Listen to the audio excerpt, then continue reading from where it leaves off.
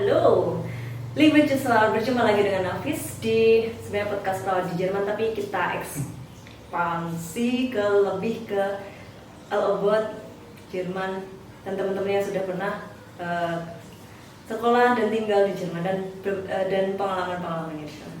Dan kebetulan hari ini alhamdulillah sekali bisa bertemu dengan Mas Adit di Yogyakarta yang beliau sendiri sudah pernah mengenyam pendidikan juga di Jerman. Adit boleh dikenalin nama asal atau? Oke. Ya. Jadi nggak formal kan ini? Enggak bebas formal, saja. ini bebas Ya, saja. oke. Kita Jadi pengalaman. saya Aditya Wisnu Wijaya, asli Yogyakarta dan sekarang bekerja di salah satu perusahaan tambang di Indonesia dan pernah mengenyam pendidikan S2 di Jerman dan ya sudah 33 tahun. Entah sudah atau masih 33 tahun. Luar biasa. Mas Adit dulu kuliah di Jerman jurusan apa, Mas? Saya masuknya dia tetap di jurusan Civil Bau, Engineering, jadi teknik sipil. Lebih detailnya ke Nachhaltig Wasser Management, jadi lebih kayak Sustainable Water Management. Dan di situ karena itu program beasiswa dari DAAD, jadi ya sudah memang ada dijuruskan memang di bagian situ. Wasser. Tapi memang Mas Adit dulu pengennya emang di situ atau Ya. sebenarnya ada opsi A lain gitu? Opsi universitas lain ya, Oh ya. tapi jurusan tidak. Karena sejak dari kuliah S1, kebetulan S1 saya itu teknik sipil UGM, itu saya pernah menjadi koordinator Waterplan Community, sebuah komunitas mahasiswa yang bergerak di bidang penyediaan air bersih, lebih ke WASH, Water Access, Sanitation and Hygiene, dan memang ketertarikannya di dunia air, dari dulu di dunia air. Mas Adit dulu waktu daftar di AAD itu sempet susah nggak gitu atau saingannya banyak nggak sih atau apa sih sebenarnya waktu dulu sehingga Mas Adit mungkin yang terpilih dari DAAD untuk bisa mengambil beasiswa ini di Jerman? Iya, pada intake tahun saya itu kalau tidak salah ya, mungkin nanti kalau ada teman-teman yang ini bisa dikoreksi, ada 3 doktoran di program itu dan ada 5 mahasiswa master. Jadi total ada 8, kurang lebih ada 8 pada intake tahun itu khusus untuk program NAWAM, Nachhaltig Wasser Management tadi. Itu yang dari Indonesia atau seluruh dunia? Dari Indonesia, dari Indonesia, dari 8 orang tadi. Terkait dengan prosesnya tentu sesuai dengan persyaratan yang disampaikan DAAD. Ya karena DAAD dari beasiswa dari Jerman sendiri, maka diwajibkan untuk belajar bahasa Jerman. Meskipun persyaratan bahasa Jerman tidak menjadi wajib di sana, tapi setelah kemudian datang ke Jerman itu wajib terlebih dahulu untuk kursus. Ada sprachkurs selama 3 bulan di Münster saat itu. Itu syaratnya sebenarnya sama ke P1 gitu. Itu.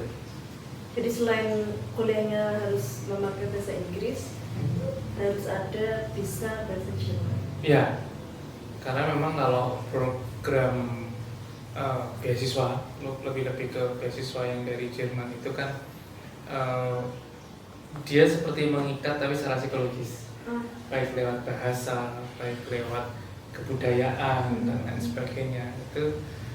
Itu menjadi penting untuk pemerintah Jerman dan itu penting juga untuk kita supaya lebih memahami. Toh karena di Jerman juga tidak semua orang Jerman tentu mau untuk berbahasa Inggris. Betul, Itu betul. yang paling krusial karena harus belajar bahasa Jerman.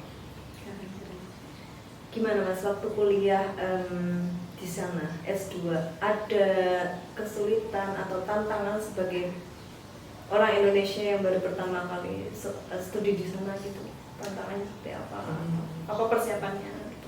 Tantangan mungkin lebih ke hal-hal yang bersifat teknis ya, terutama tentang masalah language barrier tadi kan jadi penting. Saya masih ingat ketika saya pertama kali datang di Jerman, terus kemudian harus membeli kebutuhan sehari-hari kebutuhan sehari-hari di Jerman, dan juga harus membeli makan di kafe di Jerman gitu.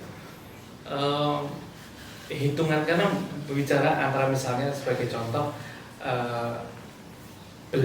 berapa belas dan berapa puluh itu kan diucapkannya hampir mirip ya. Kayak funsik sama funsin itu kan hampir sama, 15 sama 50 itu hampir sama. Sehingga pertama kali itu karena kasirnya tidak menghadap ke kita, tulisannya itu, angkanya itu, saya jadi cukup bingung gitu. Akhirnya saya mengeluarkan uang cukup banyak dan ditertawai oleh kasirnya, dan tapi kasirnya cukup baik untuk tidak kemudian melakukan bullying atau apa gitu. Cuma yang menarik adalah yaitu tantangan teknis. Cuma beberapa teman saya, terutama yang dari luar negeri seperti ada di Afrika dan sebagainya, itu beberapa mundur dikarenakan faktor mungkin makan, budaya gitu. Jadi level adaptatif kita itu harus cukup baik untuk bisa tinggal di luar negeri. Itu seperti itu sih. Tapi kalau Mas Adi sebagai orang Asia gitu, apalagi orang Indonesia yang mungkin orang Jerman sering nyebutnya sebagai negara dunia ketiga, ada nggak pengalaman negatif, bullying atau diremehkan, direndahkan dan sebagainya gitu waktu kuliah atau pengalaman di luar waktu tinggal di Jerman? Kalau terutama di Jerman, saya rasa cukup fair. Jerman salah satu negara yang cukup fair tentang itu. Terkait dengan bullying atau apa, mendengar cerita bahwa teman-teman yang di negara-negara Saksan atau di negara-negara yang cukup ke timur, Jerman agak ke timur, bekasnya DDR itu mendapat intimidasi, iya, tapi saya tidak bisa mengkonfirmasi karena saya juga mendapat cerita di sana. Tapi untuk kecenderungan Jerman yang barat, misalnya di daerah Nordrhein-Westfalen, terus kemudian Niedersachsen, Düsseldorf, Münster, Bielefeld, Hannover dan sebagainya itu cukup suportif.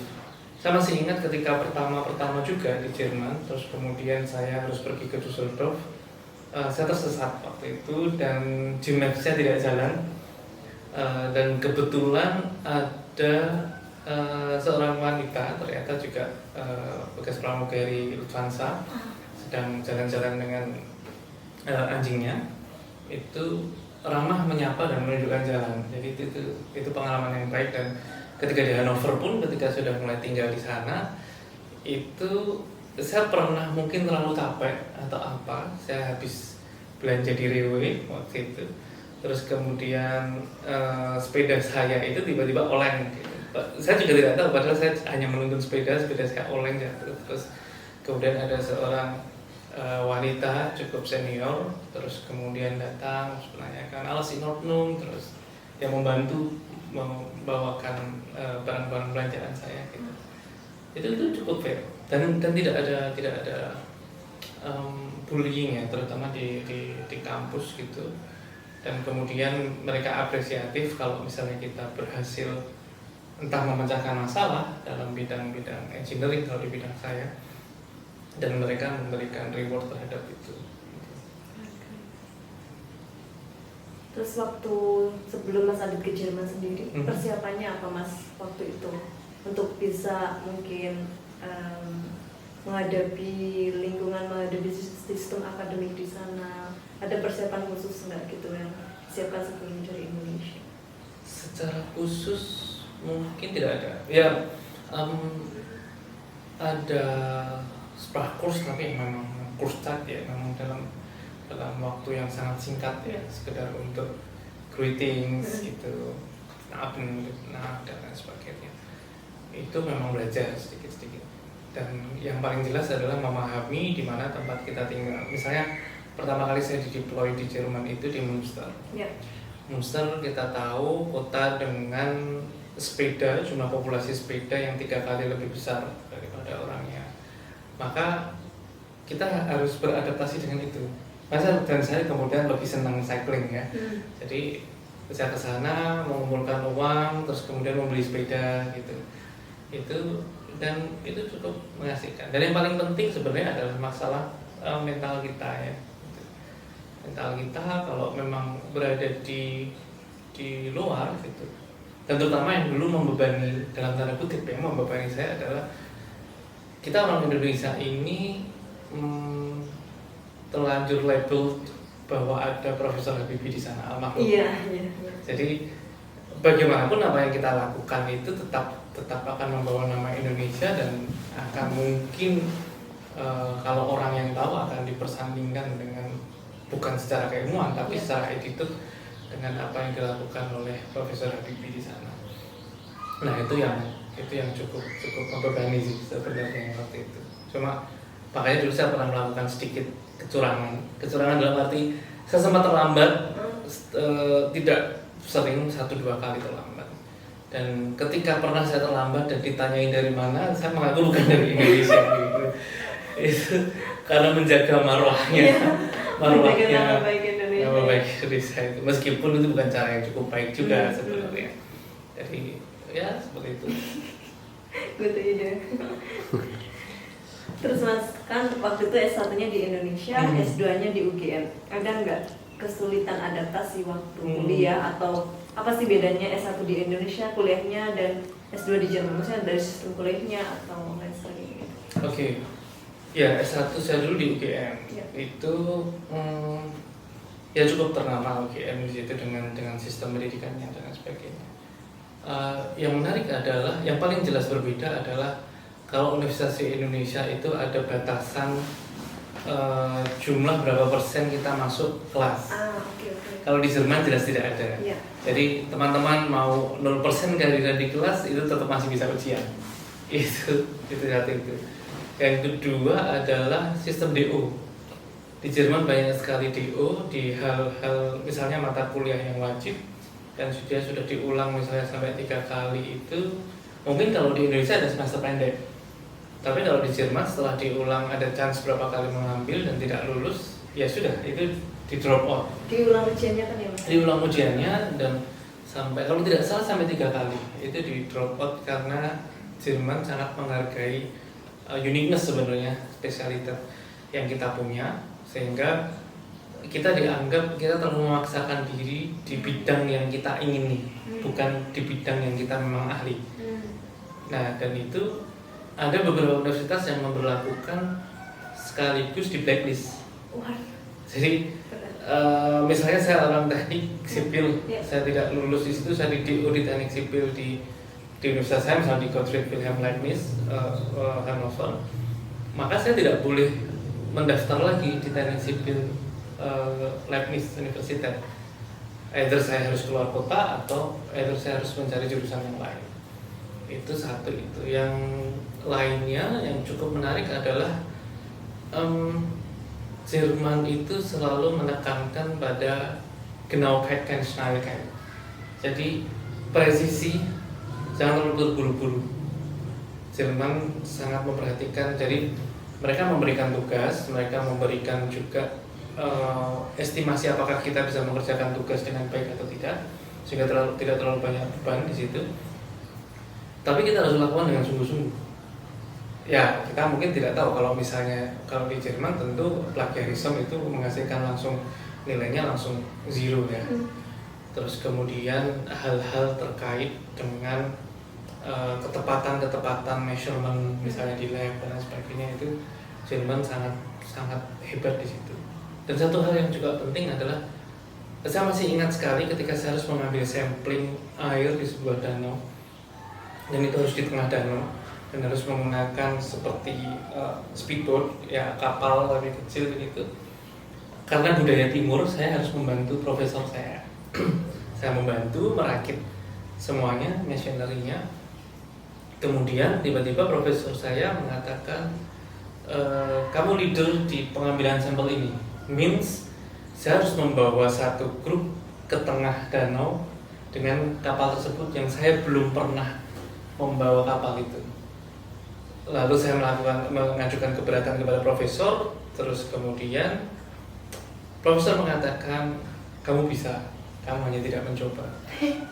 Nah di situ ya nabrak dikit-dikit lah, kapal-kapal lain keluar dari parkiran kapal itu, terus nabrak dikit-dikit, cuma akhirnya ya bisa. Jadi profesor selalu men-challenge untuk trying something new. Itu yang menarik di sana. Itu menarik itu di situ. dari sistem penilaian atau apa sistem mungkin presentasinya berapa lama atau banyak mengumpulkan tugasnya atau seperti itu? Oke, kalau presentasi ya banyak juga yang terkait dengan presentasi dan lain sebagainya. Kalau sistem penilaian tentu berbalik ya, Jerman ya. The greatest itu bukan IPK-nya 4 tapi 1. Ya. Baru kemudian nanti di bawahnya 1 ada 1,3, 1,72 dan lain sebagainya. Jadi sistem penilaian di Jerman itu dibalik yang jelas. Terus kemudian satu hal yang menarik adalah governing equation di bidang teknik ya. Saya hanya menyatakan di bidang yang saya tekuni. Governing equation itu menjadi hal yang sangat lumrah untuk diajarkan di sana. Sehingga orang tidak kemudian melulu menghafal rumus, tapi dia mengetahui bahwa dari mana rumus ini lahir. Dan itu menjadi menarik ketika hampir setiap hari saya di kereta itu melakukan derivasi rumus. Terus karena itu salah satu tempat favorit saya untuk membaca dan juga mengulang pelajaran. Kemudian saya terlambat. Kemudian ketika terlambat saya disuruh menurunkan ya rumus bagaimana air mengalir di dalam tanah dalam bentuk 3 dimensi itu. Kebetulan saya baru menurunkan rumus itu di kereta. Jadi saya tidak jadi dihukum karena saya terlambat karena itu. Jadi itu yang menarik. Beberapa dari kita kalau di Indonesia ya menghafal rumus, terus kemudian dosen memberikan soal ujian yang hanya berubah angkanya atau berubah ininya gitu, tanpa kemudian mengulik ya how to-nya gitu, itu penting. Itu juga di Indonesia nggak diajarin Mas, how to-nya gitu? Depend dari lecturernya, dari dosennya. Saya masih ingat saya mempunyai dosen kalau boleh saya sebut. Saya belum tahu apakah beliau sudah profesor atau belum. Di zaman saya beliau Dr. Joko Luknanto, salah satu dokter di teknik sipil UGM. Ketika beliau mengajarkan kalkulus itu dengan pendekatan yang berbeda dan orang mengerti, oh ini seperti ini, oh ini seperti ini. Itu sangat tergantung pada keluasan dosennya dan lain sebagainya. Tapi saya masih merasa itu belum menjadi hal yang budaya untuk menurunkan sampai ke governing equation gitu. Ada juga Profesor Bambang Triatmojo kalau di UGM gitu. Tapi nggak semua sih memang gitu. Itu. Terus Mas kan sekarang kan juga sudah menjalani S3. Bedanya apa sih Mas kuliah S1, S2, S3 dan apa mungkin ya bedanya dulu sebenarnya? Tentu berbeda ya. Kalau Yeah. S3 itu lebih pada kita sendiri yang finding a problem, Yeah. finding method, Yeah. terus kemudian mungkin kita melakukan pendekatan dengan cara kita sendiri. Either mungkin kita mengeluarkan rumus, kita menemukan novelty yang ada di dalam suatu riset dan lain sebagainya. Itu seperti itu. Tapi yang membedakan kenapa saya juga sarankan kepada teman-teman dengan kondisi, saya tidak kemudian menganggap pendidikan di Indonesia itu buruk, bukan gitu. Tapi kalau boleh saya menyarankan kepada teman-teman, jika ada chance untuk pergi ke luar negeri, pergilah, terutama di negara-negara yang memang mereka powerful di bidang sains atau engineering atau apapun itu di bidangnya. Itu menjadi penting karena disiplin mereka dalam mengerjakan sesuatu itu akan kita bawa ketika kita mengerjakan, terutama di tugas-tugas S3 misalnya. Itu seperti saya merasakan ketika saya sekarang sedang melakoni S3, membuat proposal disertasi misalnya, ketika melakukan review, saya sangat menikmati melakukan review itu, bagaimana stepnya, bagaimana disiplinnya, bagaimana matriks alurnya dan sebagainya. Dan itu saya dapat dari pengalaman di ketika belajar di Jerman gitu. Sehingga ketika kita membuka suatu masalahnya menjadi terukur, meskipun kompleks, dia terukur dan dia sistematis. Sistematis itulah yang kadang pendidikan di Indonesia kurang. Itu seperti itu. Kalau kayak tingkat kritisisme gitu gimana? Termasuk tingkat kritis Ya. di Indonesia. mohon maaf jika salah-salah, Ya. terutama satu yang ingin saya komentari adalah sebenarnya saya sangat tidak suka dengan budaya feodalisme yang ada di kampus. Maaf jika kemudian ada pihak yang tersinggung. Cuma saya merasakan bagaimana mudahnya saya melakukan riset, menggambarkan ide saya dan lain sebagainya. Ketika itu saya melakukan riset, dan ini di luar riset yang dari institut, dari Francius Institute. Saya memang punya ketertarikan di dunia waktu itu di ocean hydropower dan sebagainya. Terus termasuk waktu itu juga ada di dalam dunia measurement, ada discharge measurement, mengukur debit air gitu. Nah, salah satunya profesor di sana sangat mudah untuk ditemui dan tidak kemudian feeling like superior. Saya profesor, padahal profesor ini salah satu profesor yang sangat disegani di Jerman ketika itu di bidang hidrolik, Ya. dan itu mudah untuk ditemui. Bahkan kalaupun baru beliau tidak bisa, beliau akan mengutus asistennya untuk berdiskusi. Oh. Itu yang menarik di situ. Dan asisten dari profesor tentu dokter kan, dan bagi kita cukup sebenarnya dokter.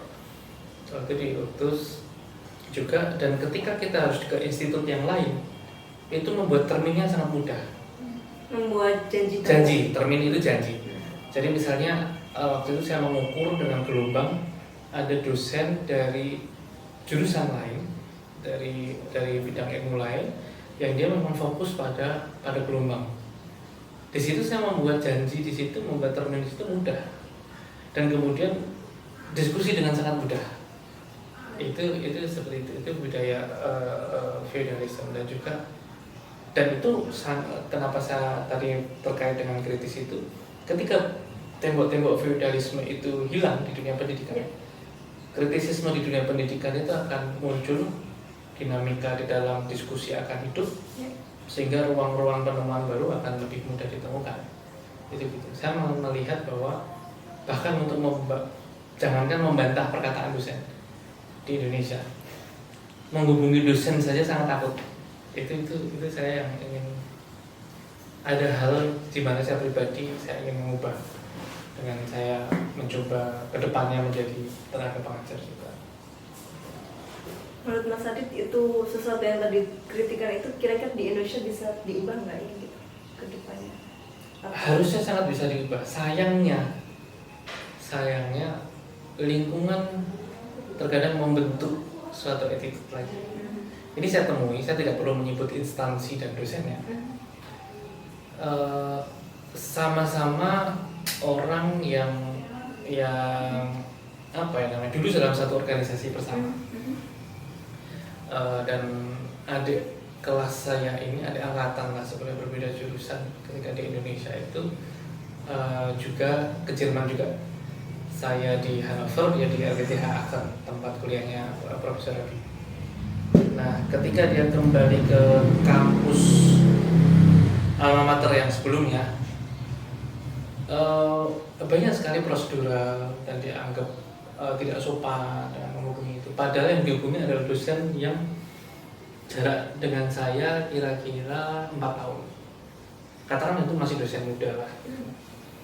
Itu seperti itu. Jadi termasuk yang seangkatan saya mungkin gitu. Jadi saya rasa untuk men-suppress atau menekan budaya feudalisme di kampus, memang saat ini sangat tergantung pada individual dosennya. Itu seperti itu. Cuma ketika tidak ada dosen yang memulai, maka itu tidak akan berjalan. Dan mesti dosen yang akan memulai itu mendapat tantangan untuk menerapkan itu di dunia kampus. Karena merubah kebiasaan. Ya. Dan justru itu kontraproduktif dengan dunia riset kita. Yang selanjutnya Mas, pertanyaannya, Mas Adit kan fokus di dunia air gitu ya. Kalau Mas Adit lihat ketika studi di sana dengan di Indonesia, seperti apa sih yang mungkin kedepannya, atau yang mungkin Mas Adit kritisi, atau soal-soal kedepannya seperti apa dunia terkait itu? Jadi gini, saya masih ingat kalau di dunia engineering itu der social engineerism itu adalah Finden. Kunci dari teknik itu sebenarnya atau dunia engineering itu adalah menemukan solusi. Apapun itu solusinya, apapun itu caranya, tapi dia menemukan solusi. Nah, ini juga yang menjadi permasalahan sebenarnya secara sistemik di dunia pendidikan kita itu. Pendidikan itu harusnya adalah mengamati sebab akibat. Kemudian stepnya adalah mengalami sebab akibat. Kemudian in advance dia menciptakan sebab akibat. Itu seperti itu. Nah, di tempat kita itu sangat latah. Sehingga misalnya ada teknologi tentang AI, kemudian revolusi industri 4.0, 4.0, terus kemudian hal-hal yang semacam itu hanya copy paste. Padahal sebenarnya adalah yang paling penting adalah finding problem dulu. Kelemahan kita adalah finding a problem, bahkan menemukan masalah. Itu kadang kita tidak bisa. Apalagi menciptakan masalah, bukan dalam hal yang buruk ya. Menciptakan masalah adalah menciptakan ruang-ruang penemuan yang baru. Gitu. Nah, finding a problem itu sebenarnya tidak perlu jauh-jauh. Finding a problem itu pada dunia sekitar. Yeah. Kalau misalnya dunia sekitar kita adalah masalah irigasi, ya kita lakukan solusi masalah irigasi. Dunia sekitar kita masalah misalnya air bersih dengan kuantitas yang banyak tapi di dalam bawah tanah, ya kita fokuskan di situ. Atau misalnya masalah kualitas, ya kita fokus ke kualitas gitu. Jadi bukan hanya import teknologinya, tapi import konsepsinya, import idenya, dan juga import masalah-masalah yang dengan solusi-solusinya tadi. Itu penting di situ sih. Paling penting menurut saya.